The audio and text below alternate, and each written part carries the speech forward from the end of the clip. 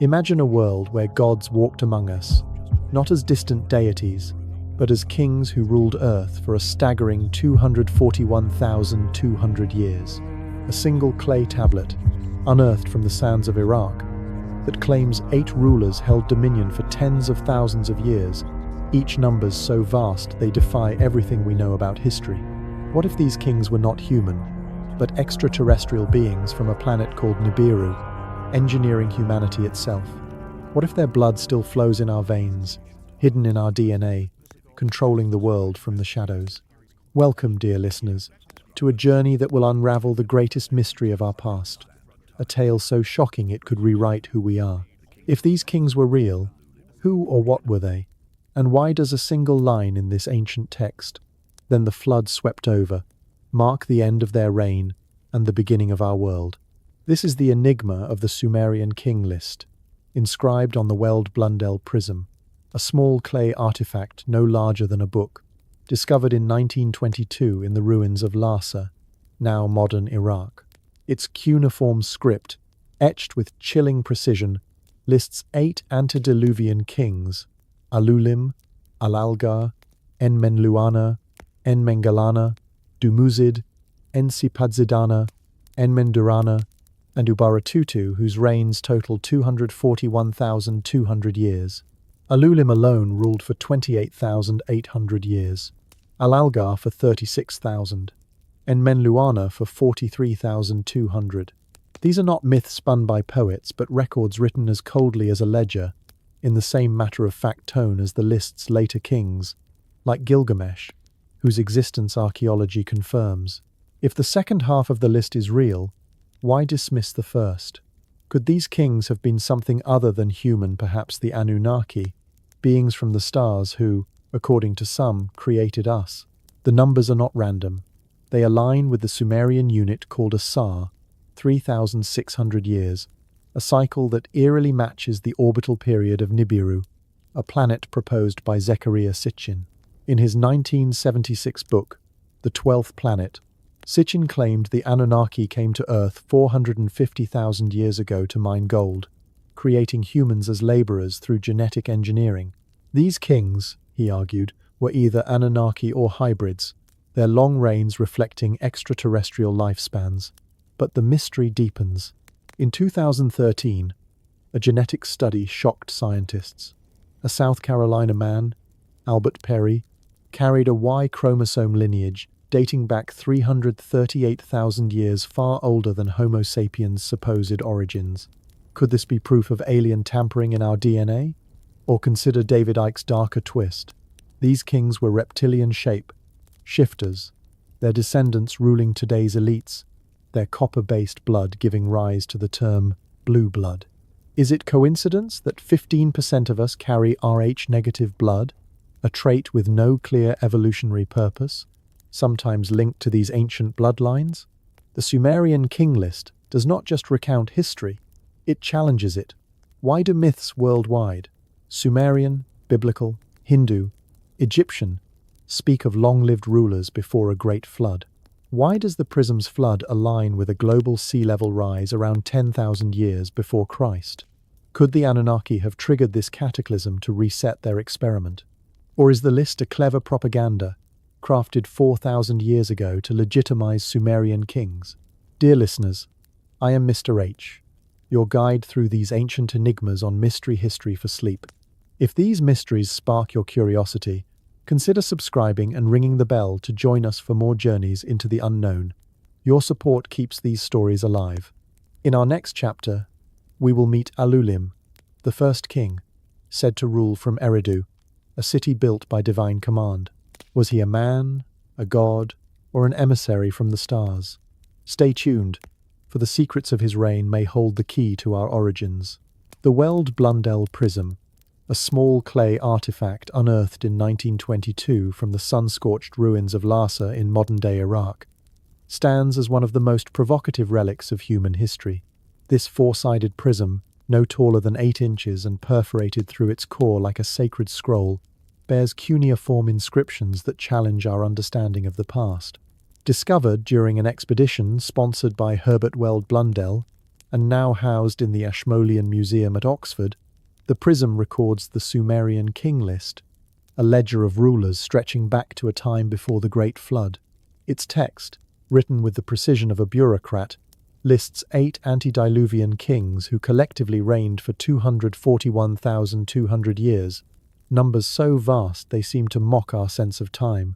Yet, this artifact is not alone.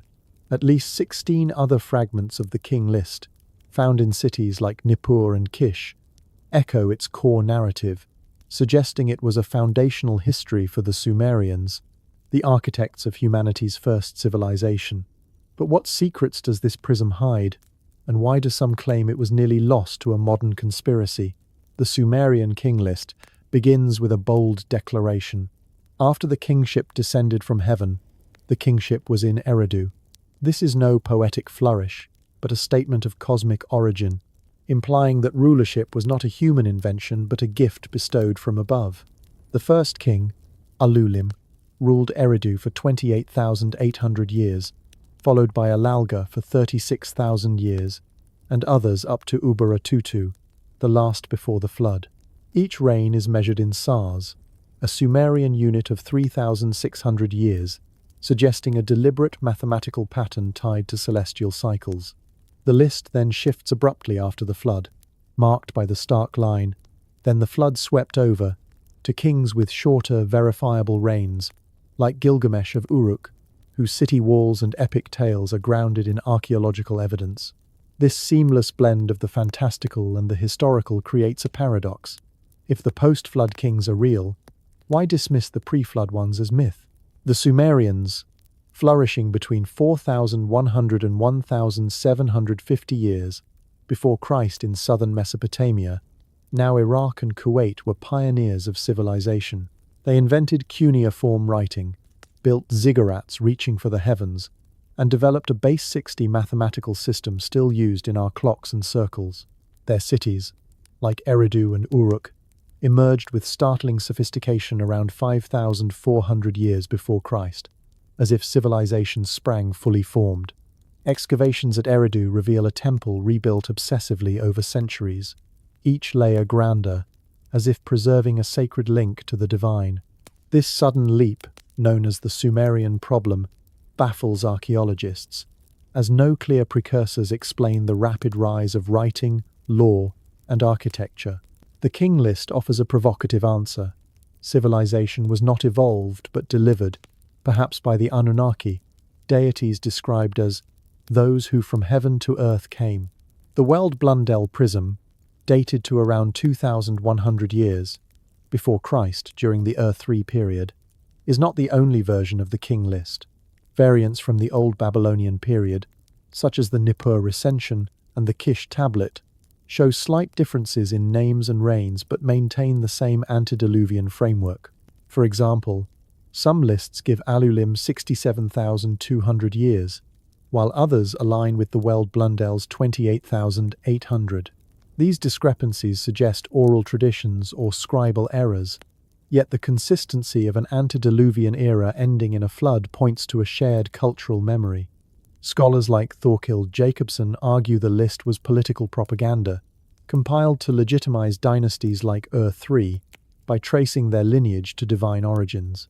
The long reigns, they claim, symbolize cosmic cycles or dynastic eras, not individual lifespans. Yet, the precision of the SAR unit, 8 SARs for Alulim, 10 for Alalgar, hints at something more deliberate, perhaps a record of beings whose biology or technology allowed millennia-long lives. This brings us to a darker undercurrent, the Prism's modern history.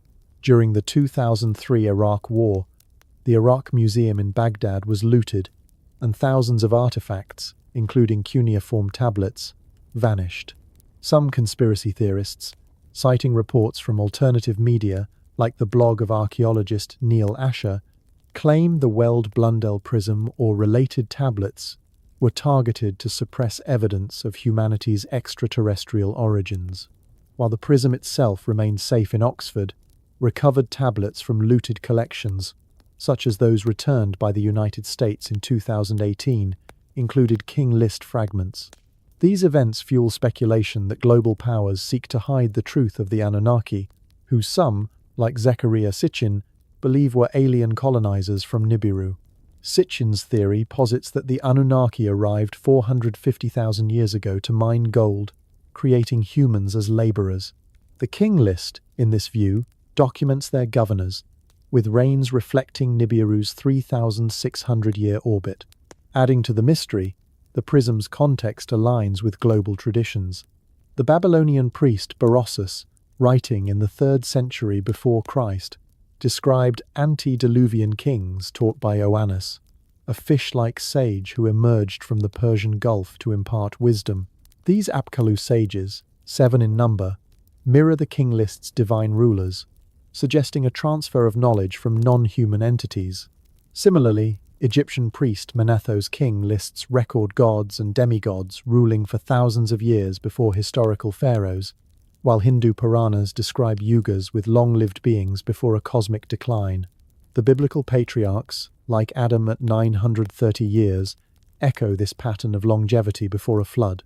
Could these be fragmented memories of a single event, a time when advanced beings, call them gods, aliens, or Anunnaki, guided humanity? The prism's physical form adds intrigue. Its perforation suggests it was meant to be rotated, perhaps in a ritual reading, its cuneiform wedges carved with care to preserve a sacred history. Yet, mainstream scholars dismiss the antediluvian rains as mythology, citing no fossils or artifacts support lifespans of millennia. Critics of Sitchin, like linguist Michael Heiser, argue his translations misread terms like Anunnaki as aliens rather than deities within a polytheistic framework. Still, the prism's precision and cross-cultural parallels raise questions science cannot fully answer. Why does it transition so confidently from myth to history? Why do flood myths worldwide converge on a cataclysm around 10,000 years before Christ, when sea levels rose dramatically? As we stand before this ancient prism, its secrets tantalize. Was it a royal chronicle, a cosmic code, or a record of extraterrestrial rule? The Sumerian king list forces us to confront a past stranger than we imagine, where the line between human and divine blurs. In the next chapter, we will meet Alulim, the first king of Eridu, said to be chosen by the gods, or perhaps the Anunnaki. What powers did he wield, and why was his city the cradle of civilization? The answers may lie buried in the sands, waiting to reshape our history. Step into the shadowed annals of a forgotten era, where the veil between myth and reality thins to a whisper, and 8 enigmatic figures emerge from the mists of time. These are the antediluvian kings of the Sumerian king list, rulers whose reigns stretch across eons, defying the fragile span of human life. Each one, etched into clay with unwavering certainty, carries a story laced with divine intrigue and otherworldly power. As we traverse their legacies one by one, prepare to question the very fabric of our existence. Were they mortals elevated by the stars, or visitors from beyond, cloaked in human form? Their tales, drawn from ancient prisms and whispered legends, unfold not as dry chronicles, but as portals to a world where gods forged empires on earth. Our journey commences with Alulim, the inaugural sovereign whose name resonates like a primordial echo. Hailing from Eridu, the cradle of civilization nestled in the southern marshes of Mesopotamia, Alulim's rule spanned an astounding 28,800 years, precisely 8 sars in the Sumerian cosmic calculus. Unlike later kings burdened by conquests and courts, Alulim was portrayed as a beacon of wisdom, appointed not by earthly decree but by celestial mandate. Sumerian lore paints him as the first to bridge heaven and earth, a figure of extraordinary stature who governed from a ziggurat that shimmered like a gateway to the divine. But delve deeper, and the enigma thickens. Ancient texts link Alulim to the Apkallu sages, 7 mysterious wise men who emerged from the abyssal waters of the Persian Gulf, led by Oannes, a half-fish, half-human entity who imparted forbidden knowledge to humanity. Was Alulim one of these sages, a hybrid being blending aquatic origins with stellar intellect? Conspiracy whispers suggest he was an Anunnaki emissary, his extended lifespan a product of advanced genetics, ensuring stability over millennia. Imagine a king who witnessed the birth of rivers and the rise of stars, unchanging as generations flickered like fireflies. What secrets of creation did he guard? And why does his reign mark the dawn of organized society?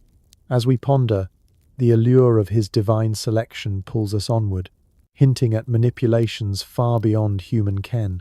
Next in this tapestry of eternity stands Alalgar, Alulim's successor in Eridu, whose dominion extended for 36,000 years, 10 flawless Sars, a number humming with celestial harmony. Where Alulim embodied wisdom's spark, Alalgar was the architect of order, credited with transforming Eridu into a thriving nexus of governance and spirituality. Archaeological digs reveal foundations dating to 5,400 years before Christ, with structures aligned to constellations, temples mirroring the night sky's patterns. Alalgar's era saw the city evolve not through trial and error, but with a sophistication that screams prior knowledge, as if blueprints were handed down from the heavens. Theorists like Zecharia Sitchin propose Alalgar as a full-blooded Anunnaki, overseeing humanity's early steps like a colonial administrator. Yet, a darker thread emerges. Ancient astronaut proponents link his rule to massive earthworks, ziggurats functioning as energy conduits or landing platforms for celestial craft. Picture a king who built heaven on earth, his reign a bridge between mud-brick reality and starry ambition. Did his longevity stem from nanotechnology or divine essence? The mystery lingers, teasing that Eridu's prosperity hid experiments in human potential, experiments that might echo in our own unexplained leaps of innovation. Shifting our gaze to Bad Tibira, the city of the sacred forge, we encounter Enmenluana, the third king whose 43,200-year reign 12 Sars pulses with industrial fervor. Unlike his predecessor's spiritual focus, Enmenluana was tied to metallurgy, the alchemical art of transforming earth into tools and weapons. Sumerian myths describe Bad Tibira as a hub where heavenly materials were wrought, gods teaching mortals the secrets of fire and forge. Comparisons abound. Enmenluana mirrors the Greek Hephaestus, the lame god of smiths, the Egyptian Ptah, creator through craft, and the Hindu Vishvakarman, architect of the universe. Was he a divine artisan, or an extraterrestrial engineer introducing advanced alloys? Conspiracy circles speculate his long life allowed oversight of mining operations, extracting gold for Anunnaki atmospheric repairs, as per Sitchin's narratives. Envision a ruler whose hammers echoed across ages, forging not just metal but the backbone of civilization. What forbidden elements did he wield, and why does his city vanish from maps after the flood? The intrigue builds, suggesting his crafts held keys to immortality, keys perhaps stolen from the stars. Following in Bad Tibira's glow comes Enmengalana, the fourth king, whose 28,800-year tenure echoes Alulim's in duration but diverges in essence. His name translates to Lord of the Celestial Me, referring to the divine decrees or tablets of destiny bestowed by the gods' sacred knowledge encompassing laws, rituals, and cosmic rhythms. Enmengalana was no warrior or builder, but a guardian of esoteric wisdom, interfacing with the heavens to track celestial cycles. Researchers argue his rule birthed astronomy, with Bad Tibira's alignments serving as observatories. In a twist of fate, ancient astronaut theories cast him as a celestial engineer, maintaining resonance between Earth and Nibiru. His me has encoded data from Anunnaki databases. Contemplate a king who read the skies like scripture, his insights birthing zodiacs and calendars that persist today. Did he foresee the flood, or was his knowledge a tool for control? The question dangles, promising revelations about hidden cosmic harmonies that still influence our fates. Now, the narrative twists with Dumuzid, also known as the Shepherd, who ruled Bad Tibira for 36,000 years. Blurring the line between king and deity, Dumuzid's story transcends the list, appearing in the epic of Gilgamesh and Inanna's descent to the underworld. Remembered for his sacrificial love with the goddess Inanna, he died and was reborn, symbolizing seasonal cycles, death in winter, revival in spring. This archetype reverberates through Osiris in Egypt, Tammuz in Babylon, and even Jesus in Christianity. Was Dumuzid a mortal elevated to godhood, or an Anunnaki hybrid programmed for resurrection? Fringe theories suggest his rebirths involved cloning or cryogenic tech, his shepherd title masking genetic shepherding of humanity. Visualize a ruler who conquered death itself, his legacy seeding religions worldwide. What rituals ensured his return, and could they unlock eternal life today? The enigma captivates, weaving threads of mortality and divinity that bind us still. Venturing to the lost city of Larak, we meet Ensipadsidana, whose 28,800-year reign shrouds itself in obscurity. Little survives of his deeds, no epics, no hymns, yet his place on the list is etched with precision. Larak, one of 5 antediluvian cities, eludes archaeologists, its mentions sparse and tantalizing. Texts hint at it as a center of healing and judgment, linked to Ninurta, god of war and law. Some scholars posit Larak as metaphorical, a spiritual fortress. Others, like ancient alien enthusiasts, see it as part of a global energy grid, regulating Earth's forces. Ensipadsidana, then, was a guardian of balance, perhaps a hybrid maintaining Anunnaki tech. Envision a king ruling a phantom realm, his city swallowed by time like Atlantis. Why was Larak erased? And what powers did he harness? The silence intrigues, beckoning us to imagine lost technologies that could rewrite energy's history. Ascending to Sipar, Enmendurana emerges as the 7th king, his 21,000-year rule a deviation from the Sa multiples, infused with transcendence. Texts acclaim him as one who communed directly with gods, initiated into secrets of divination and astronomy. Strikingly, he was taken to heaven without dying, paralleling the biblical Enoch, who walked with God and vanished. Was this ascension a metaphor for enlightenment, or a literal beam-up to Anunnaki vessels? Conspiracy lore suggests he accessed immortality codes, his craft a UFO prototype. Ponder a bridge between worlds, his wisdom echoing in prophetic traditions. What visions did he behold, and why do they mirror cross-cultural tales of raptured sages? The puzzle deepens, hinting at dimensional shifts that defy physics. Finally, Ubaratutu of Shurupak closes this octet, his 18,600-year reign, the shortest yet still colossal. As father to Ziusudra, the Sumerian Noah, he presided over the eve of catastrophe. Shurupak, excavated with flood layers around 3,000 years before Christ, ties myth to mud. Ubaratutu links the divine era to survival, his rule a turning point. In Anunnaki frameworks, he was the last hybrid overseer before the deluge reset. Contemplate the patriarch of apocalypse, his warnings perhaps encoded in clay. What did he know of the impending waters, and how did his bloodline endure? The story culminates here, yet questions swirl like gathering storms. These 8 kings, from Alulim's dawn to Ubaratutu's dusk, paint a panorama of pre-flood wonders, their hybrid natures fueling endless speculation. As their stories linger in the air, like whispers from a forgotten world, I'm curious, where are you listening from tonight? What hour is it there, as these ancient tales unfold? Share your thoughts below, and let's keep the mystery alive.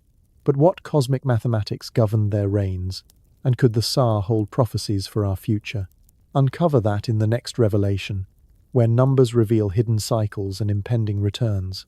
Beneath the surface of those staggering reigns lies a hidden code, a mathematical enigma that transforms the Sumerian king list from mere legend into a potential blueprint of cosmic destiny. The Sa, a unit of 3,600 years that pulses through every entry like a heartbeat from the stars. Imagine numbers not as random exaggerations, but as deliberate signals, echoing across millennia to warn of cycles that could reshape our world even now. As we peel back the layers of this ancient arithmetic, the Sa reveals itself not just as a measure of time, but as a symbol laden with secrets, perhaps even a prophecy concealed in plain sight. Let us embark on this exploration, as if we were cryptographers in a dimly lit chamber, deciphering the wedges of cuneiform that guard these mysteries. The Sa, pronounced Shah in some reconstructions, stands as the cornerstone of Sumerian numerology, rooted in their sexagesimal system, a base 60 framework that divides circles into 360 degrees and hours into 60 minutes, influences that linger in our modern world like ghosts of ancient ingenuity. In the king list, the Sa equates to 3,600 years, but its origins trace back to the word for universe or totality, suggesting it encompassed more than mere chronology. It symbolized completeness, a full cycle of divine order. For the Sumerians, numbers were not abstract. They were sacred vibrations, patterns mirroring the heavens. The antediluvian reigns align perfectly with multiples of this unit. Alulim's 28,800 years as 8 Sars, Alalga's 36,000 as 10, and Menluana's 43,200 as 12. This precision is no accident. It forms a harmonic sequence, where each king's era builds upon the last-like notes in a celestial symphony. Consider the elegance of this system through a lens of discovery. If we calculate backward from the list's compilation around 2,100 years before Christ, the antediluvian period stretches into depths that overlap with ice ages and human migrations. But why 3,600? Scholars like Dwight W. Young, in his mathematical analyses of the list, propose it derives from squaring 60 times 60 equals 3,600, embedding the Sa within the sexagesimal core. Young's work, exploring dynastic spans, suggests the numbers might encode astronomical observations, such as precession cycles or lunar-solar alignments. For instance, the Sa approximates 1/10 of the Platonic Great Year, the 25,920 years it takes for the equinoxes to complete a full zodiacal circuit, hinting at Sumerian awareness of vast cosmic rhythms. Yet, this raises a tantalizing puzzle. How did a civilization emerging around 4,000 years before Christ grasp such profound celestial mechanics without telescopes or computers? Venturing further into the symbolic realm, the Sa transcends timekeeping to embody divine authority. In Sumerian cosmology, the gods allotted fates in assemblies, and the Sa might represent a divine year, where earthly time dilated under immortal gaze. The list's structure pre-flood reigns in Sars, post-flood in human-scale years mirrors a fall from grace, from eternal cycles to mortal brevity. This duality echoes in other traditions.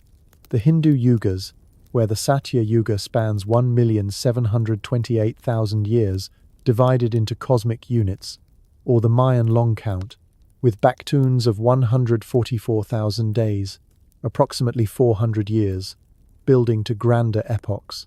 Could the Sa be a fragment of a universal code, shared among ancient cultures through lost knowledge? Conspiracy enthusiasts whisper of Atlantean influences, or star-faring visitors disseminating this math, pointing to the Sa's alignment with orbital periods in esoteric astronomy.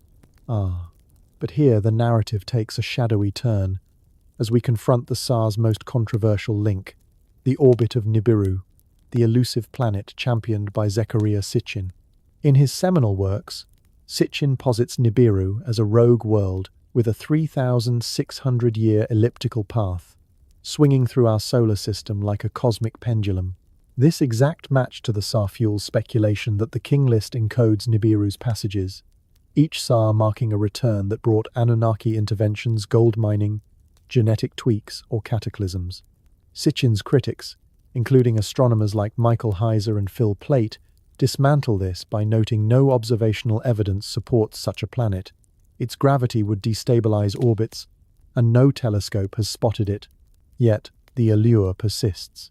If Nibiru's last approach was around 1,600 years before Christ, per some calculations, the next could loom in our era, perhaps tied to apocalyptic prophecies like the Mayan 2012 calendar, end itself a cycle of 5,126 years, roughly 1.5 Sars. Picture this code as a living entity, its implications rippling into modern conspiracies. Some theorists, drawing from Sitchin's Earth Chronicles, argue the Sa is a veiled warning, a timer for Anunnaki returns that elite bloodlines have suppressed. Forums buzz with claims that the 2012 hysteria was a misdirection, the true cycle aligning with current upheavals, climate shifts, pandemics, or UFO sightings as harbingers of Nibiru's approach. As of October 15, 2025, whispers on platforms like X revive these ideas. Posts from users like Crypto Celestial in 2019 echoed Sitchin's timeline, predicting spiritual awakenings tied to the 3,600-year loop. Recent searches reveal ongoing debates, with skeptics citing NASA's debunkings no rogue planet inbound, while believers point to anomalous sky phenomena or gravitational anomalies in the Kuiper Belt as signs. Could the SAR be a doomsday clock, ticking toward a reunion with our alleged creators? To keep our inquiry vibrant, let us experiment with the math ourselves, as if unlocking a vault. Multiply a SAR by the 8 kings multiples. 8 for Alulim yields 28,800, 10 for Alulgar, 36,000, 12 for Enmenluana, 43,200, and so on, totaling 67 SARs for the pre-flood era, 41,200 years. This sum, when divided by the SAR, equals 67, a number resonant in Sumerian lore as 7 times 9.57, evoking lunar cycles. The moon's Saros cycle for eclipses is 18 years, but symbolic ties abound. Symmetries emerge. The post-flood rains shorten, as if the flood compressed time, aligning with biblical lifespans dwindling from Methuselah's 969 years to modern norms. Is this compression a metaphor for lost longevity tech, or a genetic downgrade imposed by the Anunnaki?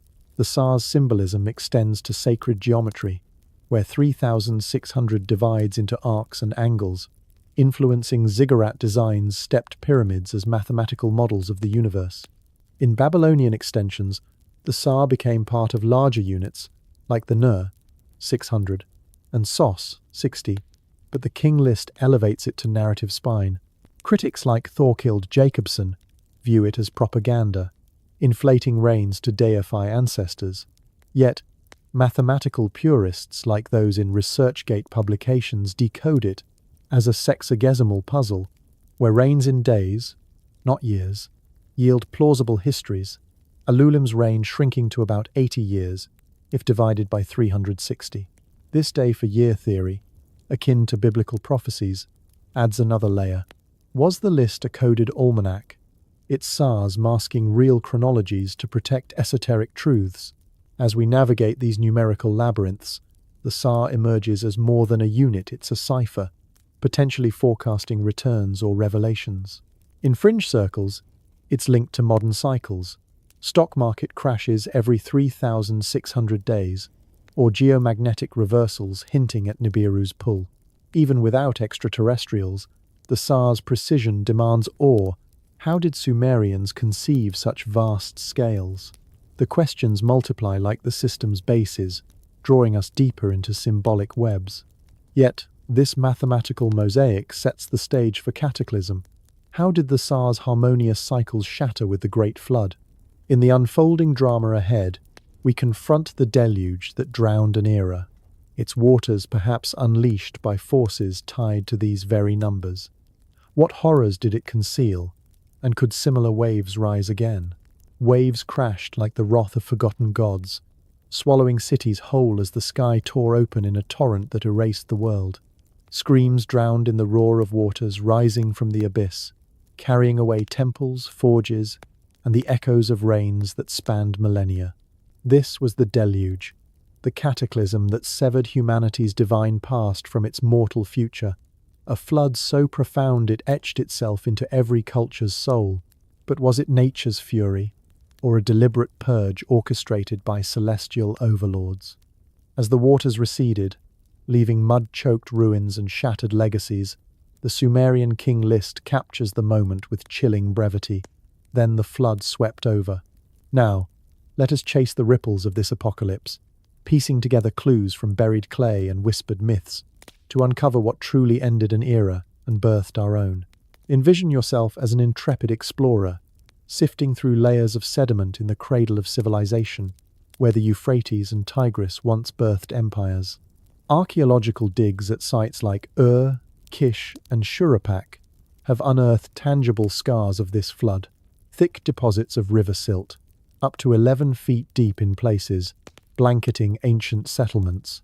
At Ur, excavated by Leonard Woolley in the 1922, a layer of clean clay dated to around 3,500 years before Christ interrupts the stratigraphic record, suggesting a massive inundation that halted life for generations.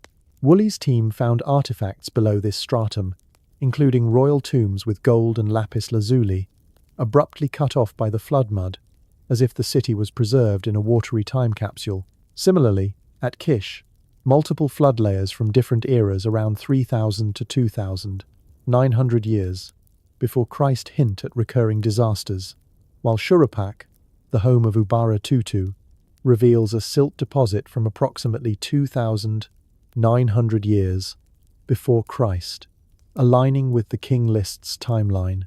These are not global cataclysms, but localized megafloods, perhaps triggered by unprecedented rains or river breaches in the flat Mesopotamian plain, where even moderate rises could devastate vast areas. Yet, the Sumerian accounts elevate these events to cosmic drama. In the Epic of Atrahasis, a precursor to the Gilgamesh flood tale, the gods led by Enlil decree the deluge to curb humanity's noisy proliferation, a divine noise complaint turned genocidal. Enki, the wise creator, warns the hero Atrahasis, or Ziusudra in Sumerian versions, to build a boat, preserving life through cunning defiance. This narrative, inscribed on tablets from the 17th century before Christ, but drawing from older traditions, mirrors the King List's pivot, the flood as a reset button, wiping the slate after the antediluvian king's eons. The instructions for the ark sealed with pitch, stocked with animals echo uncannily in the biblical Noah story, where God floods the earth for human wickedness. Scholars like Irving Finkel, who deciphered a Babylonian ark tablet in 2014, note the vessel's round, coracle-like design, a practical Mesopotamian boat for river floods, not the rectangular biblical one. Finkel's work, detailed in his book The Ark Before Noah, suggests the story migrated from Sumer to Canaan, evolving into Genesis during the Babylonian exile around 600 years before Christ. But peer beyond Mesopotamia, and the flood's shadow lengthens across the globe, weaving a tapestry of shared trauma that defies coincidence. In Hindu lore, Manu, the first man, receives a warning from a fish avatar of Vishnu to build a boat, surviving a deluge that resets the world, much like Ziusudra. The Greek Deucalion and Pyrrha, advised by Prometheus, endure Zeus's flood in a chest, repopulating Earth by throwing stones that become people. Native American tales, such as the Cherokee's deluge where a dog warns a man to build a raft, or the Hopi's emergence from underground after a flood, parallel this motif. African myths from the Yoruba speak of Olukun's oceanic wrath, while Polynesian legends describe Nu'u escaping a flood in a canoe. A comprehensive study by folklorist James George Fraser in his 1919 Folklore in the Old Testament catalogues over 200 flood myths worldwide, from Iceland's Bergelmir, surviving in a mill, to China's Yu, the great taming post-flood waters. Modern analyses, like those in Mark Isaac's 2007 The Counter-Creationism Handbook, highlight 32 parallels between Mesopotamian and biblical versions: divine displeasure, a favored survivor, ark construction, animal preservation, and a rainbow or bird signal for land. What binds these tales? Geologists point to real events. The end of the last ice age around 10,000 years before Christ saw sea levels rise by up to 400 feet, flooding coastal civilizations and inspiring global myths. The Black Sea Deluge hypothesis, proposed by William Ryan and Walter Pittman in their 1998 book Noah's Flood, suggests a catastrophic breach of the Mediterranean into the Black Sea around 5,600 years before Christ, submerging farmlands and displacing populations, echoes of which reached Sumer. Yet, for the Mesopotamian flood, evidence leans local. Pollen analysis from Lake Van in Turkey shows increased rainfall around 3,000 years before Christ, possibly from El Niño-like patterns, causing river overflows. A 2014 study in Quaternary Science Reviews by Liviu Giosan examines sediment cores from the Persian Gulf, revealing a mega-drought followed by intense floods in the 3rd millennium, before Christ, correlating with the collapse of the Akkadian Empire. Now, infuse this with the thrill of conspiracy, and the flood morphs into an engineered apocalypse. Zecharia Sitchin's theories cast the deluge as a consequence of Nibiru's passage, its gravity melting Antarctic ice sheets and triggering tsunamis, a deliberate cull by Enlil to erase unruly human, Anunnaki hybrids, the Nephilim of Genesis 6. Sitchin's The Lost Book of Enki narrates Enlil's frustration with humanity's growth, countered by Enki's salvation of Zeusudra.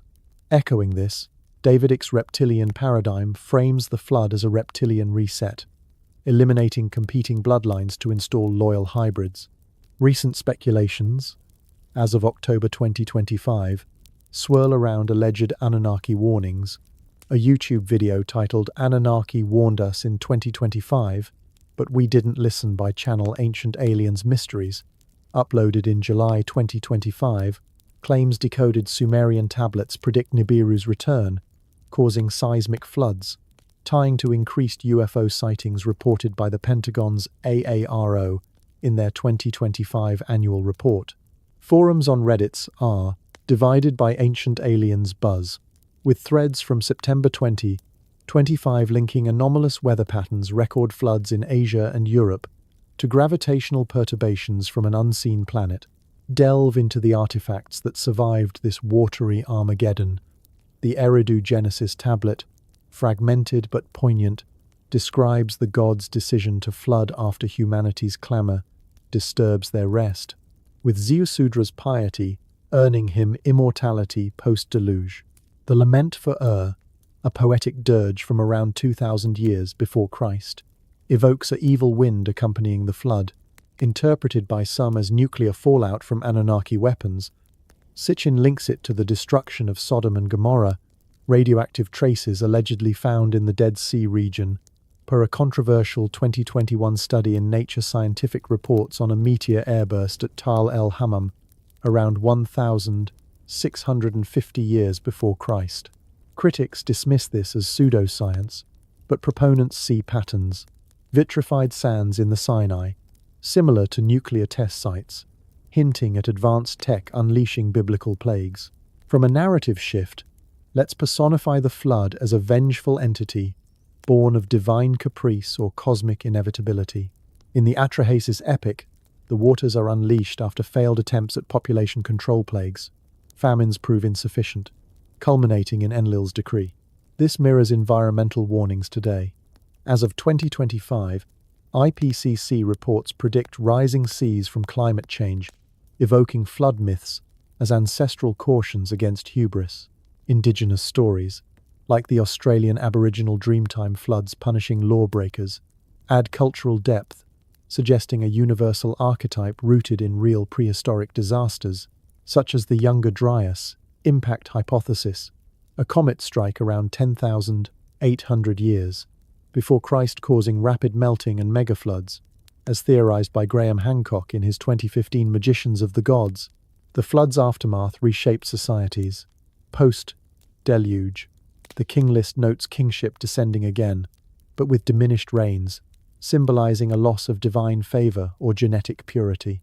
In Sumer, it coincided with the Uruk period's end and the rise of dynastic states, perhaps reflecting recovery from actual floods that disrupted trade and agriculture. A 2020 paper in the Journal of Archaeological Science by Harvey Weiss analyzes pollen and sediment from Syria, showing a 2-kiloyear event, aridification around 2,200 years before Christ that, combined with floods, led to societal collapses. Yet, the myth's endurance fascinates. From Plato's Atlantis submerged for insolence to modern films like 2012, where solar flares trigger floods, the deluge motif persists, fueling doomsday preppers and alien theorists alike. The flood's aftermath reshaped humanity. The king list notes kingship descending anew, but with reigns shrinking to human scales, as if divine favor waned. This shift aligns with the Uruk period's end, where survivors rebuilt with new systems, writing, trade, temples born from necessity. Pollen and sediment studies confirm climatic upheavals, disrupting agriculture and forcing innovation. Yet, the myth's endurance captivates. From Atlantis to apocalyptic cinema, the flood archetype persists, fueling speculation of suppressed truths. Was it a local disaster mythologized, or a cosmic intervention veiled in water? If this tale of ancient waters has stirred your curiosity, consider subscribing and ringing the bell to dive deeper into these mysteries with us. Share your thoughts in the comments. What do you think the flood concealed? The question lingers, pulling us toward the survivors who forged a new world. In the next chapter, we meet Gilgamesh and the post-flood kings, whose quests for immortality hint at lingering divine sparks. What secrets did they chase, and do their bloodlines still shape our fate? From the silt-laden aftermath of a world-shattering flood, a new lineage of rulers emerged, flawed, driven, and carved into history not as immortals but as echoes of a divine past. Among them stands Gilgamesh, the towering king of Uruk, whose legend weaves a bridge between the godlike antediluvian monarchs and the gritty human dawn that followed. His story is no mere chronicle.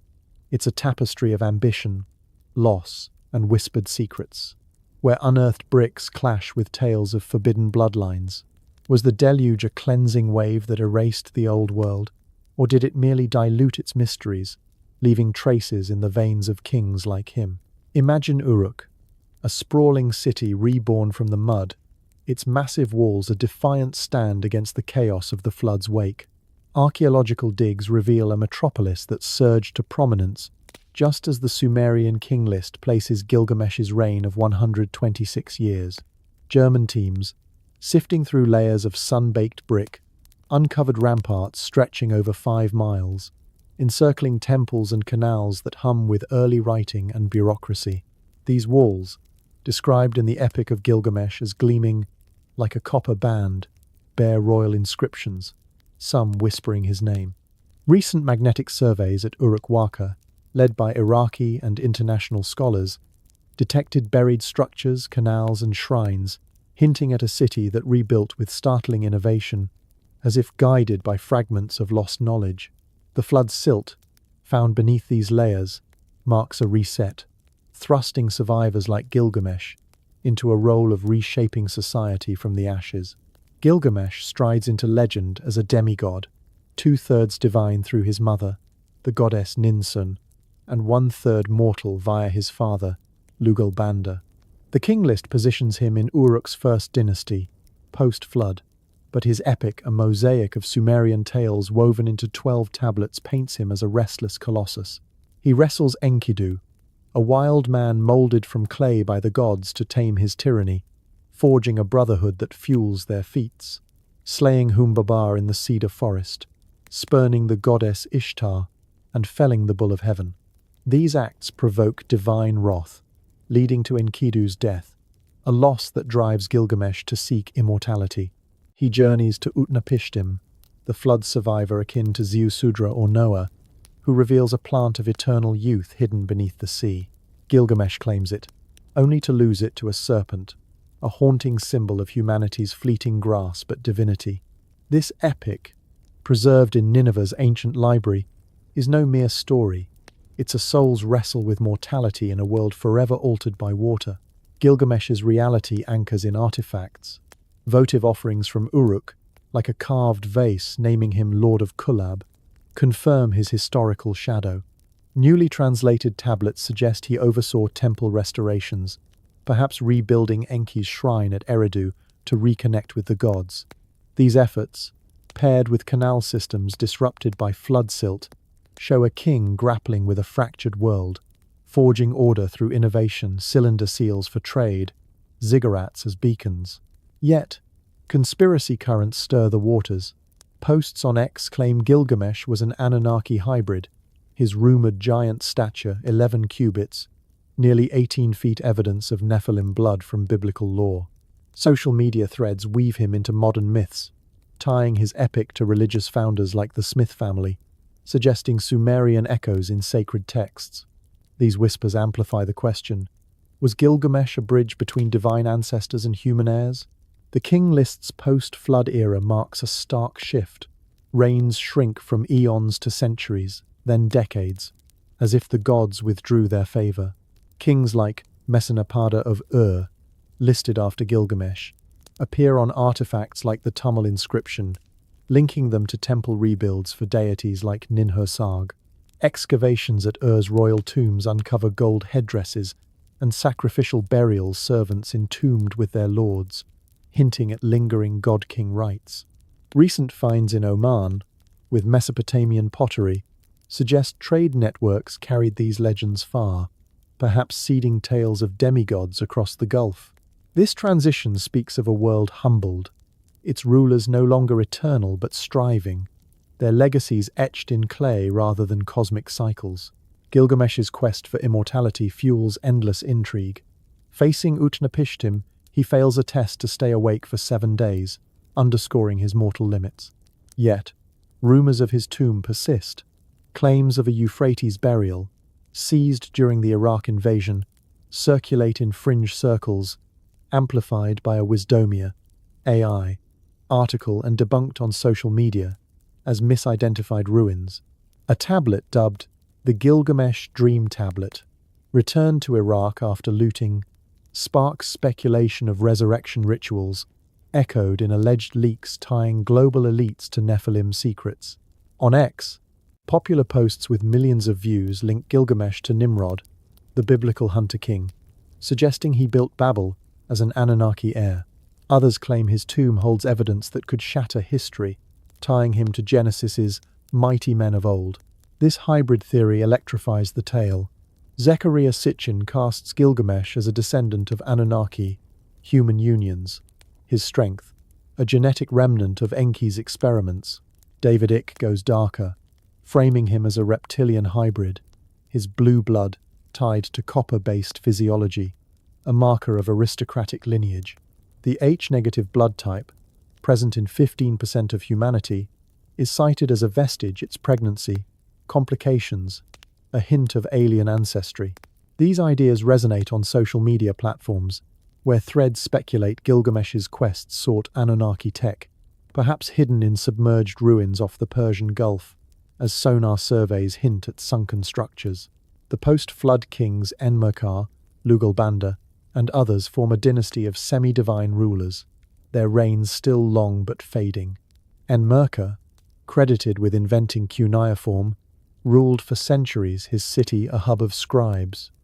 Artifacts like the Blau monuments depict these kings in ritual poses, blending human struggle with godly echoes. Fringe videos, like one titled, "Why Are They Hiding Gilgamesh's Tomb?" suggest his remains guard secrets, radiation, curses, or DNA linked to Sodom's evil wind, a supposed Anunnaki strike. These claims, though unverified, keep the mystery alive, drawing parallels to modern searches for lost tech. As we walk among these post-flood kings, their stories reveal a world clawing back from oblivion. Their bloodlines a contested legacy. Gilgamesh's cry for Enkidu, "What is this sleep that has seized you?" echoes our own search for meaning in a mortal age. But the shadows deepen. Did the Anunnaki truly depart, or do their descendants rule in secret? In the next chapter, we unravel Zecharia Sitchin's radical vision, where Nibiru and genetic gods redefine our origins. What truths lie in his translations, and what deceptions might they conceal? The past calls, and its answers are not what they seem. Plunge into the mind of Zecharia Sitchin, a man whose radical vision transformed ancient Sumerian clay into a cosmic manifesto, casting the Anunnaki as extraterrestrial architects of humanity from a rogue planet called Nibiru. Was he a prophet decoding our origins, or a storyteller weaving a myth that captivates millions? His theories, rooted in cuneiform tablets and a relentless curiosity, challenge us to rethink the dawn of civilization, suggesting our very existence might be the product of alien ambition. Let us unravel his life, his claims, and the controversies that swirl like stardust, piecing together a puzzle that spans galaxies and epochs, as if we were cosmic sleuths, hunting truths hidden in ancient script. Born in 1920, in Baku, Azerbaijan, then under Soviet sway, Zecharia Sitchin grew up steeped in languages, mastering Hebrew, and later teaching himself Sumerian and Akkadian. Raised in mandatory Palestine, he studied economics in London but found his calling in the dusty relics of Mesopotamia.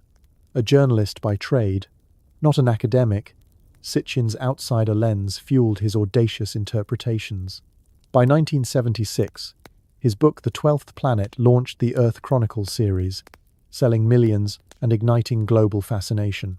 He died in 2010, but his ideas thrive, echoed in recent online debates and fresh analyses that keep his legacy electric. Central to Sitchin's narrative is Nibiru, a planet he claimed as the 12th celestial body in our solar system, counting the Sun, Moon, and 10 planets. Drawing from Sumerian seals and tablets, he described Nibiru's elliptical orbit, passing Earth every 3,600 years, a cycle matching the SAR unit of the Sumerian king list. This planet of the crossing remains unseen, he argued, due to its distant path beyond Pluto. Around 450,000 years ago, Nibiru's inhabitants, the Anunnaki, landed in Mesopotamia, driven by a crisis. Their atmosphere was thinning, requiring monoatomic gold to reflect heat and stabilize it. Earth's gold-rich veins, especially in Africa, drew them to establish mining colonies, with Eridu as their first base. The saga deepens with labor woes. Mining gold exhausted the Anunnaki, sparking a revolt. Enki, their scientific genius, and Ninhursag, his sister, proposed a radical fix: engineer a slave race. Using DNA from a hominid, likely Homo erectus, and Anunnaki genes, they crafted Homo sapiens around 300,000 years ago. Sitchin's translations of the Epic of Atrahasis depict this. Gods weary of toil, Enki mixing essence in a lab-like process, birthing the Adamu via surrogate goddesses. He linked this to Genesis, where humans are made in our image, with Eve's rib, as a mistranslated DNA helix. The king list, in his view, chronicles these Anunnaki rulers Alulim, Alalgar, and others whose reigns in SARS reflect Nibiru's orbit, not earthly years. As humans multiplied, discord arose. Enlil, the Anunnaki commander, deemed them troublesome, while Enki nurtured them. Around 13,000 years ago, Nibiru's passage triggered a catastrophic flood, melting ice sheets and flooding coasts. Enlil saw a chance to wipe out humanity, but Enki saved Ziusudra, instructing him to build an ark. Post-flood, the Anunnaki taught survivors agriculture and kingship, rebuilding cities like Uruk. Sitchin interpreted the Tower of Babel as a spaceport, its linguistic chaos a divine block to human ambition. He saw pyramids globally, from Giza to Chichen Itza, as Anunnaki constructs, energy nodes or beacons, built with advanced tech, not chisels. Sitchin's method was exhaustive, poring over tablets in the British Museum and Louvre. He claimed a seal depicting a sun with 11 planets proved Nibiru's place, challenging mainstream astronomy. Critics, like linguist Michael Heiser, counter that Sumerians counted 7 celestial bodies, 5 planets plus sun and moon with Nibiru, meaning a star like Jupiter, not a planet. Astronomers, including Phil Plait, note no rogue world could orbit undetected. NASA's infrared surveys found no trace. Yet, Sitchin's fans point to untranslated tablets over 500,000 in archives, potentially holding vindication. His books, From the Wars of Gods and Men to the End of Days, weave Anunnaki into global lore. Nuclear wars vitrifying Sinai sands, linked to Sodom's fall, or Incan myths of Viracocha mirroring Enki. The allure persists in modern chatter. Social media posts tie Anunnaki to elongated Peruvian skulls, suggesting hybrid experiments, or Dogon tribes' serious knowledge as alien taught. A Wisdomia, AI piece, reinterprets Sitchin's gold mining as spiritual alchemy, but fringe forums insist on literal mines, citing monoatomic gold's health uses. Sitchin's life added mystique. A New York shipping executive by day, he studied cuneiform at night, sparked by a childhood puzzle over Nephilim as those who came down. His lectures from Tokyo to London debated skeptics, influencing Ancient Aliens episodes.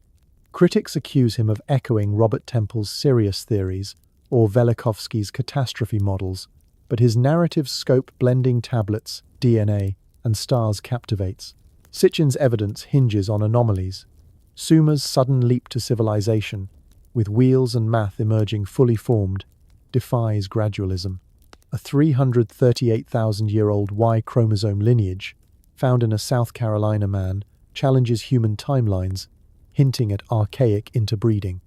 Social media buzzes with Anunnaki return theories, linking UFO surges or climate shifts to Nibiru's approach, with posts speculating elite cover-ups via looted Iraqi artifacts. A Quora thread on Nibiru, Arrival 2025, predicts chaos, merging Sitchin with doomsday hype, though Wikipedia's Nibiru Cataclysm page debunks it as pseudoscience. Critics are fierce. Peter James calls Sitchin's translations fanciful, turning sheep into rockets. Yet supporters argue vast tablet archives remain unexplored, and Sitchin's foundation, run by his family, releases new data, fueling podcasts. Imagine, if Anunnaki engineered us, their DNA might explain prodigies or psychic phenomena. David Icke's reptilian spin casts them as shapeshifters, but Sitchin saw them as humanoid, flawed yet advanced, like warring Olympians. His work, whether truth or fiction, spotlights riddles. Why do flood myths converge? Why do Sumerian texts describe airships? As we probe Sitchin's cosmos, we stand at a crossroads. Did he decode our alien ancestry, or craft a myth for a curious age? His Nibiru, real or not, forces us to question orthodoxy, gazing skyward for answers. I'd love to know, where are you tuning in from as these cosmic riddles unfold? Maybe a bustling city halfway across the globe, or a cozy room as the night deepens. What time is it where you are, as we ponder these ancient secrets? Drop a comment to share, and let's keep exploring together. But his vision isn't solitary. It echoes in global tales of long-lived rulers and celestial teachers. In our next journey, we explore these parallels from Egyptian god-kings to Hindu yugas, seeking connections that might validate or unravel Sitchin's claims. Do these ancient voices sing the same cosmic song, or conceal a deeper secret? The echoes beckon, daring us to listen. Venture with me into a global tapestry of ancient whispers, where the Sumerian king list's tale of long-lived rulers reverberates across continents and cultures, as if humanity's collective memory holds fragments of a single, staggering truth. The reigns of Alulim, Enmenluana, and their kin spanning tens of thousands of years seem fantastical, yet echoes of such longevity resonate in the myths of Egypt, India, Mesopotamia, and even the Hebrew Bible. Are these parallel narratives mere coincidence, or do they hint at a shared prehistoric reality, perhaps guided by celestial visitors? Let's explore these stories as if we're archaeologists of lore, unearthing connections that challenge our view of the past. Each myth a shard in a mosaic of forgotten epochs. Begin in ancient Egypt, where the Turin king list and the chronicles of priest Manetho paint a divine prelude to pharaonic rule. Manetho, writing in the 3rd century before Christ, described gods and demigods reigning for thousands of years before the first dynasty around 3,100 years before Christ. His Egyptiaca lists Ptah ruling for 9,000 years, followed by Ra and other deities, their reigns totaling over 20,000 years. The Turin Papyrus, a fragmented record from the New Kingdom, echoes this, noting divine kings before Menes, the unifier of Egypt. These figures, like Osiris linked to death and rebirth, much like Sumer's Dumuzid presided over a golden age. Excavations at Abydos reveal pre-dynastic tombs with sophisticated goods, suggesting a culture already advanced, as if taught by beings beyond. Conspiracy enthusiasts, like those on social media platforms, speculate these gods were Anunnaki, their long reigns reflecting extraterrestrial lifespans, with Giza's pyramids as their observatories or power stations, aligned to Orion's belt. Now journey to India, where the Puranas and Mahabharata weave tales of yugas, cosmic ages, where lifespans dwarf our own. In the Satya Yuga, the first age, humans lived up to 100,000 years, as described in the Vishnu Purana. Kings like Prithu, who tamed the earth for agriculture, ruled for millennia, their wisdom tied to divine avatars like Vishnu. The transition to the Kali Yuga, our current era, saw lifespans shrink to a mere 100 years, mirroring the Sumerian king list's post-flood contraction. The Rig Veda hints at celestial teachers, like the Maruts, storm gods who descended, reminiscent of the Anunnaki's arrival. Recent posts on alternative history forums link India's Vimana texts describing flying machines to Sumerian airship myths, suggesting a shared technology from star-faring mentors. Could the Yugas encode cycles of Nibiru's orbit, as Zecharia Sitchin proposed, or reflect a lost era of genetic enhancement? Crossed to Mesopotamia's Babylonian kin, where Berossus, a Chaldean priest from the 3rd century before Christ, chronicled rulers before a great deluge. His Babyloniaca mirrors the Sumerian king list, listing kings like Alorus reigning for 36,000 years, 10 Sars, identical to Alalga's tenure.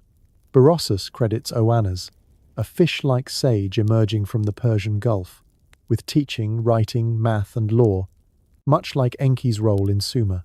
These Apkallu sages, 7 in number, parallel the antediluvian kings, their aquatic origins sparking theories of amphibious extraterrestrials. A 2024 YouTube video from a channel exploring ancient mysteries ties Oannes to Enki, suggesting his fish form hid advanced diving gear for underwater bases. Berossus's flood, like Sumer's, aligns with archaeological silt layers at Kish and Shuruppak, but its global echoes, shared with Egypt and India, hint at a universal cataclysm, perhaps triggered by cosmic forces. Turn to the Hebrew Bible, where Genesis chronicles patriarchs with lifespans rivaling Sumerian kings. Adam lived 930 years, Methuselah 969, and Noah 950, their longevity fading post-flood to Abraham's 175 and Moses's 120. Genesis 6 mentions the Nephilim, sons of God, mingling with humans, producing mighty men of old, a phrase echoing Gilgamesh's demigod status. The Book of Enoch, an apocryphal text, details Enoch's ascent to heaven, akin to Enmendarana's, taught by angels about cosmic secrets. Social media discussions draw parallels. A 2025 Quora thread suggests Nephilim were Anunnaki hybrids, their long lives a genetic gift curtailed by the flood. A 2023 genetic study in Nature Communications, analyzing ancient DNA from the Levant, found archaic hominin traces in early humans, fueling speculation of engineered longevity, though scientists attribute it to Neanderthal interbreeding. Travel to China, where the bamboo annals describe ancient emperors like Yao and Shun, whose reigns spanned centuries before the Xia dynasty, around 2,000 years before Christ. The Yellow Emperor, Huangdi, ruled for 100 years but lived far longer, ascending to heaven on a dragon, perhaps a spacecraft, per fringe theories. The Shiji, by Sima Qian, notes these rulers as semi-divine, teaching astronomy and medicine, much like Sumer's sages. Recent posts on platforms like X link Chinese dragon myths to reptilian Anunnaki, citing X theories of shape-shifting overlords. Across the Pacific, Mesoamerican myths speak of Quetzalcoatl, the feathered serpent, teaching maize cultivation and star lore, his departure on a raft echoing flood survivors. The Popol Vuh describes long-lived creator gods, their cycles akin to yugas, with Palenque's inscriptions hinting at reigns spanning thousands of years. These parallels ignite curiosity. Why do disparate cultures share tales of pre-flood longevity and celestial mentors? The Sumerian king list's Sars 3000, 600-year units resonate with Egypt's divine reigns, India's Yuga cycles, and China's extended chronologies. A 2022 study in Science Advances on Global Oral Traditions found flood myths in 95% of 200 surveyed cultures, suggesting a shared prehistoric trauma. The Younger Dryas impact hypothesis, supported by a 2020 paper in Earth Science Reviews, posits a comet strike around 10,800 years before Christ triggered melting ice and floods, possibly inspiring these tales. Yet, conspiracy circles, like those on YouTube channels exploring ancient aliens, propose a coordinated intervention. Anunnaki, or similar beings, seeding civilization across continents, their lifespans encoded in myths to preserve memory of their rule. Delve deeper, and the Apkallu sages of Babylon offer a chilling clue. These 7 wise men, led by Oannes, taught humanity before the flood, their fish-like forms evoking aquatic origins or advanced suits. Sumerian texts describe them as advisors to kings like Alulim, their knowledge paralleling Enmengalana's divine decrees. A 2024 article in Ancient Origins speculates they were survivors of a lost civilization, perhaps Atlantis, or extraterrestrial envoys, their teachings mirrored in Egypt's Hermetic texts or India's Vedic sages. Social media buzz amplifies this. A 2025 thread ties Apkallu to elongated skulls found in Paracas, Peru, suggesting genetic experiments.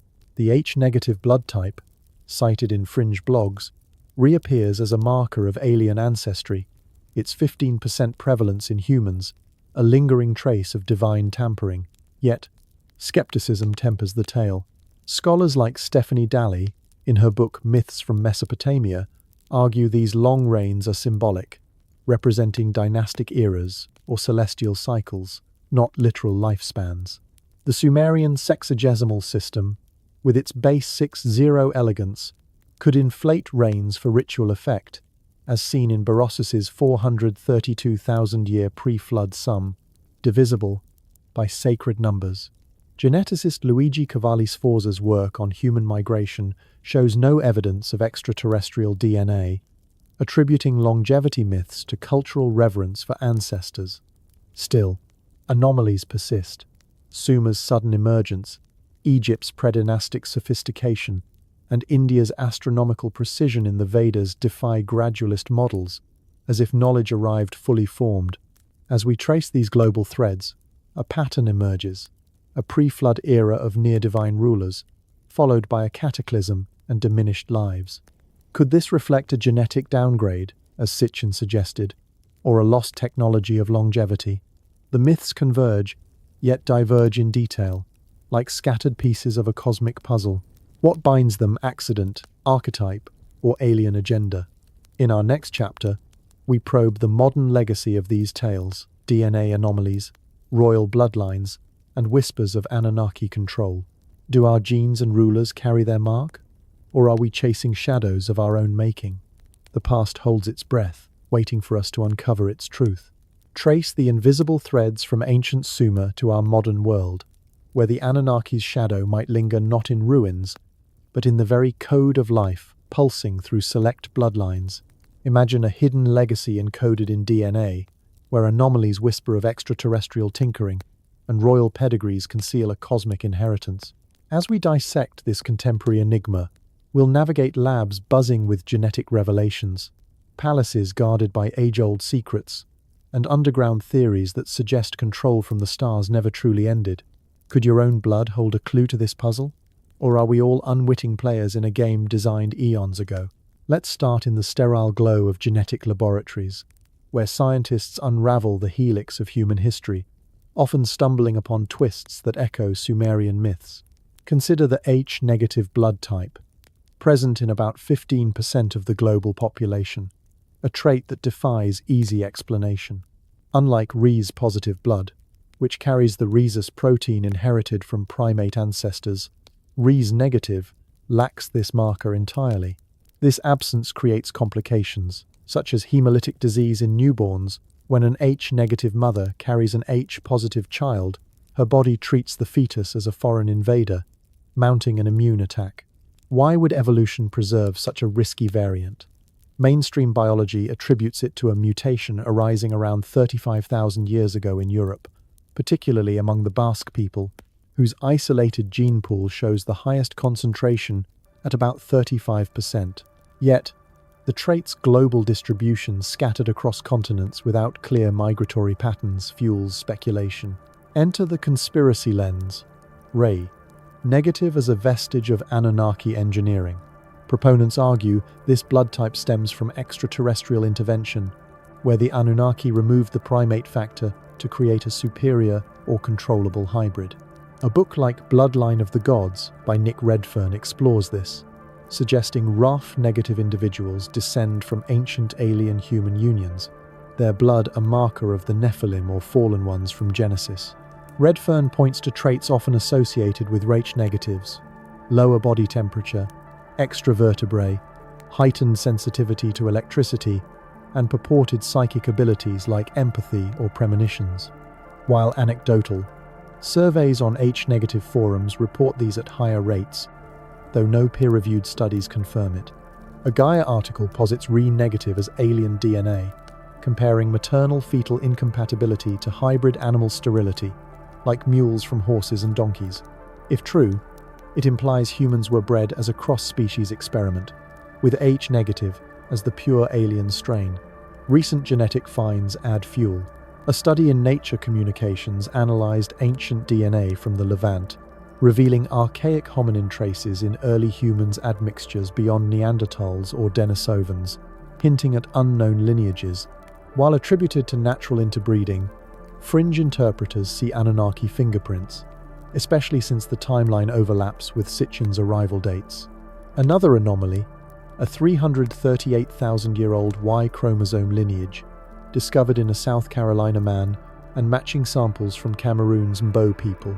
This pushes male ancestry back beyond Homo sapiens' estimated origins, suggesting introgression from an archaic species or, as theorists claim, extraterrestrial infusion. A YouTube video from a mysteries channel ties this to Anunnaki, speculating such lineages carry enhanced traits, like resistance to certain viruses, explaining why Rh negatives reportedly fared better in pandemics. Shift now to the opulent halls of royalty, where blue blood isn't just idiom, it's a potential clue to celestial descent. The term blue blood originated in medieval Spain, where noble families boasted pale skin, revealing bluish veins, distinguishing them from darker Moorish influences. But dig deeper, and myths surface. Ancient texts describe gods with blue skin, like Krishna in Hinduism or Egyptian deities painted azure to symbolize divinity. Conspiracy circles link this to copper-based blood hemocyanin, found in octopuses and horseshoe crabs, which turns blue when oxygenated, contrasting our iron-based hemoglobin's red. David Icke's reptilian theory claims elites descend from Anunnaki shapeshifters with copper blood, their blue blood a literal marker of non-human heritage. Icke points to Sumerian depictions of blue-skinned gods, suggesting Anunnaki physiology adapted to Nibiru's atmosphere, passed to hybrids. Royal lineages amplify this. The British Windsors, tracing to ancient kings, show negative prevalence, as do many European nobles. A Medium article on the H-negative conspiracy notes the Basque connection high H-negative rates and a unique language, Euskara, unrelated to Indo-European tongues, hinting at an isolated, perhaps alien-derived group. Theorists claim the Merovingians, Frankish kings with long hair symbolizing power, were Anunnaki descendants, their blood guarded through intermarriages. The Holy Grail legend, per The Holy Blood and the Holy Grail, by Michael Bajent et al., twists as a bloodline sangreal as royal blood linking Jesus H-negative to Merovingian heirs, protected by secret societies like the Priory of Sion. While debunked as fiction by historians, it inspires endless speculation. Do modern royals carry this celestial DNA, explaining their longevity rituals or elite status? The plot thickens with Sound Mu Kiem Swat, where Anunnaki legacies allegedly persist through hidden networks. Icke's The Biggest Secret posits a Babylonian Brotherhood reptilian hybrids, controlling finance, media, and governments descended from Sumerian kings. He claims rituals harvest adrenochrome from fear, sustaining their forms, with blood types like Rh-negative as identifiers. Social media echoes this.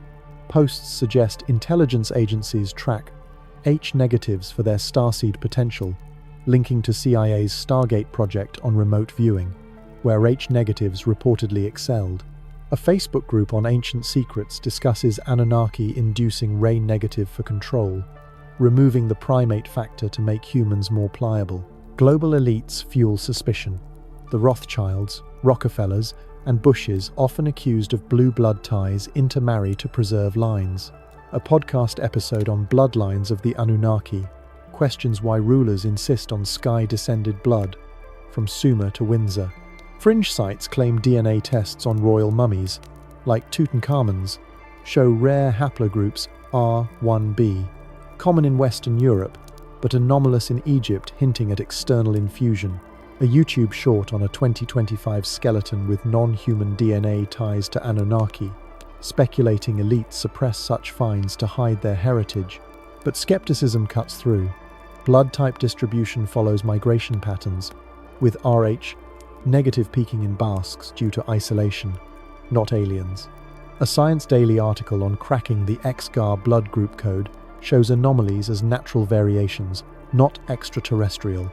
Geneticists like Cavalli Sforza map human diversity without needing Anunnaki. Yet puzzles remain. Why do Rh negatives report higher UFO encounters or electromagnetic sensitivity? Surveys on Rh negative communities note these, though self-reported. A Mega Doctor news piece questions if Rh negative is not from Earth, citing maternal rejection as evidence of hybrid incompatibility. Weave in blue blood's darker lore. Medieval alchemists sought elixir from copper blood for immortality, echoing Anunnaki gold quests.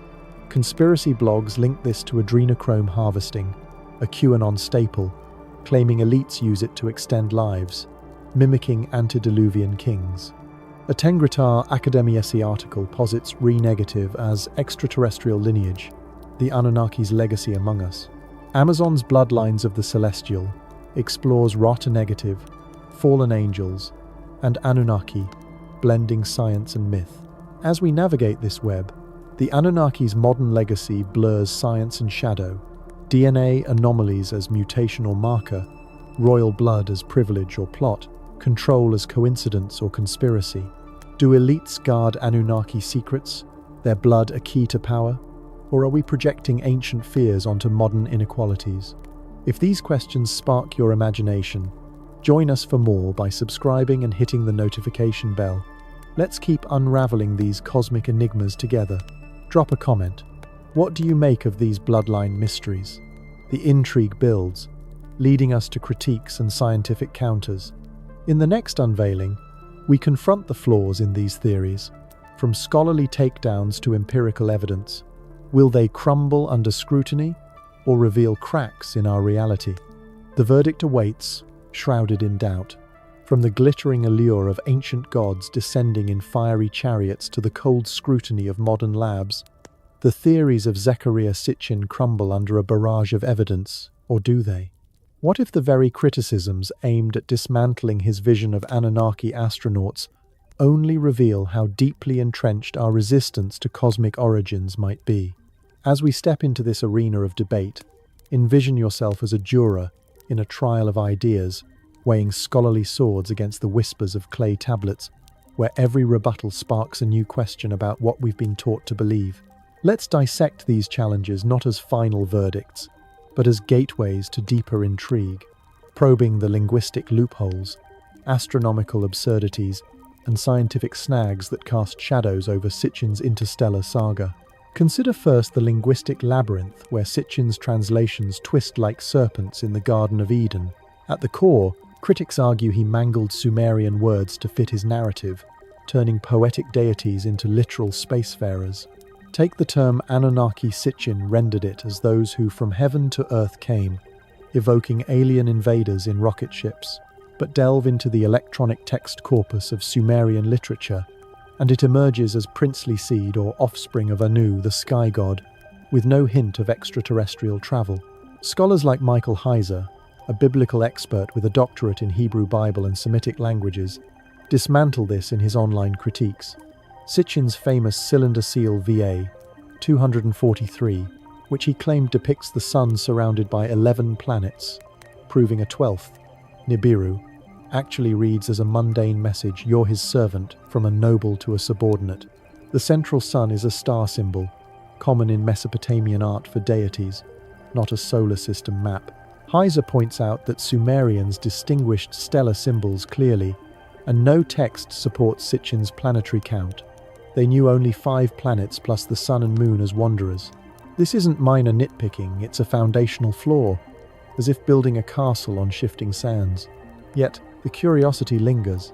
If Sitchin erred, why do his mistranslations resonate so powerfully, almost as if tapping into a suppressed collective memory? Peter James, a historian specializing in ancient Near East chronology, echoes this in his co-authored works like Centuries of Darkness. He accuses Sitchin of arbitrarily reassigning divine identities. For instance, the god Ea, Enki in Sumerian, becomes Lord of Mining in Sitchin's hands, linking him to gold extraction for Nibiru's atmosphere. But the texts call Ea Lord of Wisdom, tied to knowledge and creation, not pickaxes. James highlights how Sitchin ignores Babylonian astronomical treatises, which associate Marduk with Jupiter, Ishtar with Venus, and Nergal with Mars, fixed assignments that contradict his fluid Nibiru, as Marduk claims. Ronald H. Fritzi, in Invented Knowledge, goes further, labeling Sitchin's method tendentious. He quotes selectively, truncates passages, and distorts evidence to suit his story. For example, Sitchin's blazing rockets from the sign DIR is strained. It's simply God or divine. Roger W. Westcott, a linguistics professor, dismissed Sitchin's claim that all ancient languages stemmed from Sumerian as amateurish, noting Sumerian is a language isolate, unrelated to others, and predated by European signaries. These critiques paint Sitchin as a creative interpreter, not a rigorous translator, but what if his errors accidentally uncovered archetypes that science overlooks, like universal symbols for stellar beings? Now, pivot to the stars themselves, where astronomical impossibilities eclipse Sitchin's Nibiru like a black hole devouring light. Nibiru, a planet on a 3,600-year elliptical orbit, would wreak havoc on our solar system, yet leaves no trace in telescopes or gravity maps. C. Leroy Ellenberger, a physicist and former Velikovsky collaborator, applies perturbation theory to show such an orbit couldn't last. After a few passes, mutual gravitational pulls would eject it or shorten its period dramatically. Ellenberger also questions life on Nibiru, spending 99% of its time in deep space, frozen and dark, with Sitchin's radioactive heat and thick atmosphere dismissed as absurd, ignoring cosmic radiation and energy deficits. NASA's Infrared Astronomical Satellite Survey, in the 1,980 seconds, identified distant infrared sources, which Sitchin claimed as Nibiru evidence, but follow-ups revealed them as galaxies, not planets. Phil Plait, astronomer and bad astronomy author, emphasizes that a body approaching Earth would be visible to amateurs worldwide, brighter than faint stars, yet no sightings occurred during predicted 2012 passages. NASA's statements reinforce this. No rogue planet threatens Earth, and claims confuse Nibiru with the hypothetical Planet 9, a distant ice world inferred from Kuiper Belt anomalies, not a fiery intruder. David Morrison, NASA's senior scientist for astrobiology, has repeatedly debunked doomsday fears tied to Nibiru, noting in interviews that governments couldn't hide such a visible object independent astronomers would spot it. The article on space.com details how Comet Elenin, mistaken for Nibiru in 2011, disintegrated near the Sun, its tail and coma proving it cometary, not planetary. These refutations ground Sitchin's astronomy in fiction, but the TOMO persists. Why do ancient texts describe crossing stars, if not hinting at unseen wanderers, or could undiscovered exoplanets validate his orbit in some metaphorical way? Scientific scrutiny extends to biology and evolution, where Sitchin's genetic claims falter like a house of cards in a gale. He posited 223 alien genes in humans, lacking evolutionary precursors, as proof of Anunnaki tampering. But Steven Salzberg, a computational biologist, counters in analyses of the Human Genome Project. Without a full gene database across species, such conclusions are premature. Those genes likely arose from lateral transfer from prokaryotes, bacteria swapping DNA, or gene loss and variation in evolutionary rates. No evidence supports extraterrestrial insertion. Human DNA aligns with primate ancestry, with 98% shared with chimpanzees. Luigi Luca Cavalli Sforza's Human Migration studies map our diversity through natural selection and drift. No need for alien engineers. The 338,000-year-old Y chromosome lineage? Its archaic hominin admixture, Neanderthal or Denisovan, not Anunnaki. A Nature study on Levantine DNA confirms this, attributing ghost lineages to natural interbreeding, not space labs. Critics like William Irwin Thompson lambast Sitchin's literalism of myth, reducing symbolic art to B-movie tech. Winged discs as UFOs, not solar symbols. Fish, garbed sages as spacesuits, ignoring ritual contexts. Thompson argues this anachronism ignores Mesopotamian polytheism, where gods embody natural forces, not aliens. Stephanie Dalley, in Myths from Mesopotamia, stresses long reigns as symbolic dynasties or celestial cycles, not lifespans. Berosus's 432,000-year sum, divisible by sacred numbers like 60, fitting sexagesimal math. Thorkild Jacobson views the king list as propaganda, inflating reigns to deify ancestors for political legitimacy. YouTube debunkers like Dr.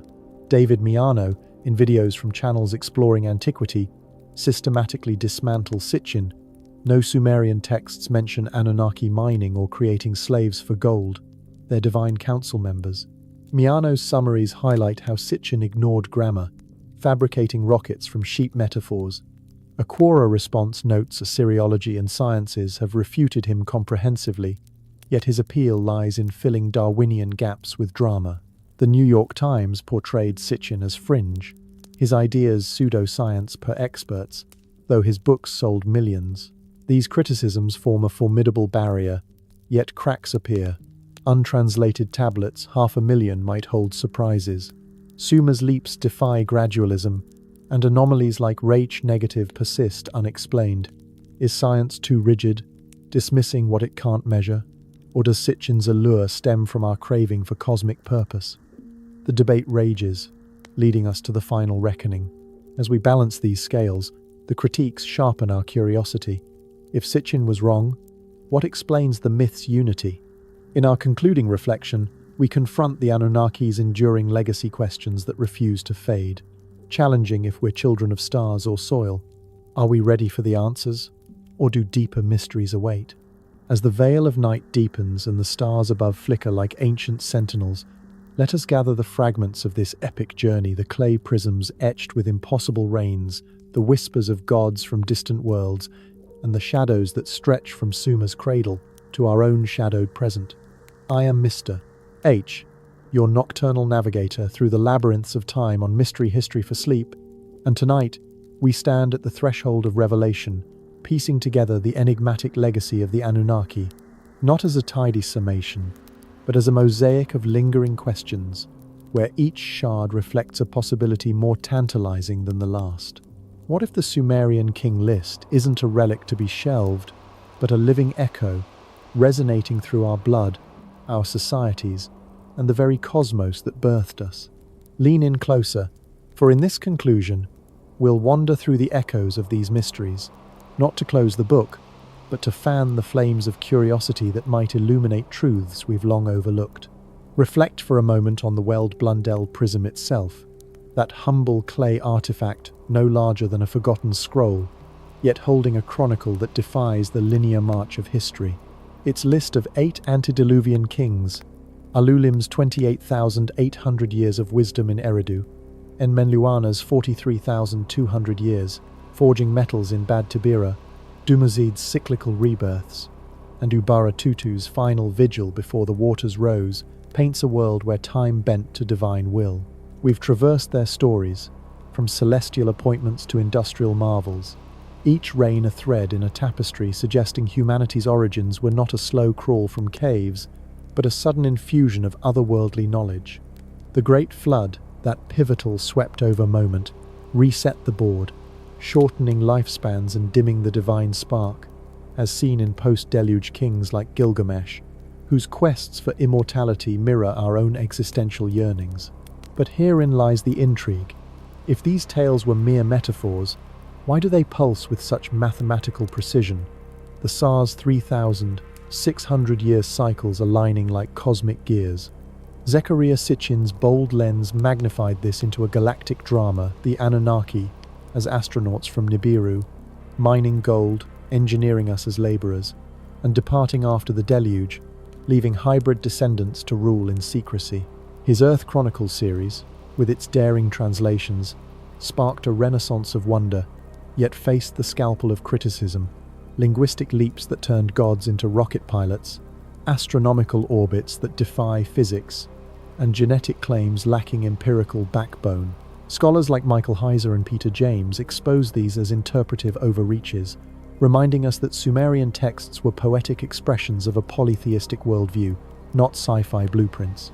The absence of Nibiru in telescopes, the natural explanations for DNA, anomalies like the ancient Y chromosome lineage attributed to archaic hominin mixing rather than alien infusions, and the symbolic nature of long reigns as dynastic emblems all temper the excitement. Science grounds us. Evolution's gradual path, geological floods from melting ice ages, and cultural archetypes shared through human migration explain much without invoking stars. Yet, the legacy refuses to fade into academic dust. It thrives in the anomalies that science hasn't fully tamed, the Roch negative blood types' puzzling prevalence and complications, hinting at a genetic wildcard, the blue blood lore of royals, perhaps a faint memory of copper-based physiologies from non-human ancestors, and the persistent global myths of pre-flood giants and sages, from Egypt's Manetho to India's Yugas, all converging on themes of divine descent and lost longevity. These aren't isolated fables, they're a chorus, suggesting a prehistoric event or intervention that imprinted on humanity's psyche. Conspiracy threads weave this into modern control. Elite bloodlines guarding Anunnaki secrets, their intermarriages preserving a celestial edge, rituals sustaining power through fear or forbidden elixirs. Whether it's the Illuminati's alleged Sumerian roots or the reptilian overlays from David Icke, these ideas captivate because they fill voids explaining inequality, unexplained phenomena like UFO sightings, or the sudden leaps in ancient tech. Ponder the DNA design anew. Studies revealing archaic admixtures push our ancestry deeper, beyond expected timelines, whispering of encounters that shaped us. If not Anunnaki, then what? Lost hominins or something more? The 338,000-year-old lineage challenges Sapiens' solo story, inviting speculation that our genome holds hybrid echoes. Royals, with their closed circles, amplify this European noble's higher, Rhine-negative rates, fuel tales of divine right as literal alien privilege. Social media amplifies. Forums buzz with personal stories of rage-negative individuals sensing electromagnetic fields or dreaming prophetic visions, as if tuned to a frequency from the stars. Fringe podcasts dissect alleged leaks, like documents tying global leaders to ancient blood tests, suggesting a network preserving this legacy. Is it paranoia, or a glimpse behind the curtain? If Anunnaki engineered us, their descendants might steer history through institutions, the Vatican guarding Sumerian artifacts, or corporations mining gold with echoes of ancient quests. Icke's reptilian elites, feeding on fear, explain wars and crises as energy harvests, their shape-shifting a metaphor for duplicitous power. While dismissed as fantasy, it resonates amid inequality. Why do a few families dominate wealth? Recent exposés on offshore accounts or elite gatherings like Bohemian Grove fuel this, painting them as modern Enlils, deciding fates from shadows. Yet, counterarguments shine. Psychology explains conspiracy appeal as coping with chaos, not evidence of control. Sociologists like Joseph Usinski note these theories surge in uncertain times, offering simple villains for complex woes. Films like Prometheus echo Sitchin's engineers seeding life. Biohackers chase longevity with gold nanoparticles, unwittingly reviving Anunnaki tech. Spiritual movements view us as star seeds, souls from Nibiru reincarnated to awaken humanity. The king list, then, becomes a mirror. Do we see myth or self? Its questions endure. What if our history hides a cosmic chapter, our DNA a stardust script? The flood didn't end the story. It scattered seeds, germinating in anomalies we chase today. As whispers fade into night's embrace, reflect, the Anunnaki's legacy might be this very curiosity, urging us to question, explore, and dream. If these tales stirred your imagination, dear listeners, subscribe to Mystery History for sleep and ring the bell for more nocturnal adventures into the unknown. Share your thoughts in the comments. What mystery calls to you next? Until we meet again, keep your minds open to the stars' secrets. But as we part, one final tease. What if the Anunnaki's return isn't myth, but a cycle ticking closer? In future episodes, we might uncover signs in our skies. Stay vigilant, for the cosmos may yet speak. Good night.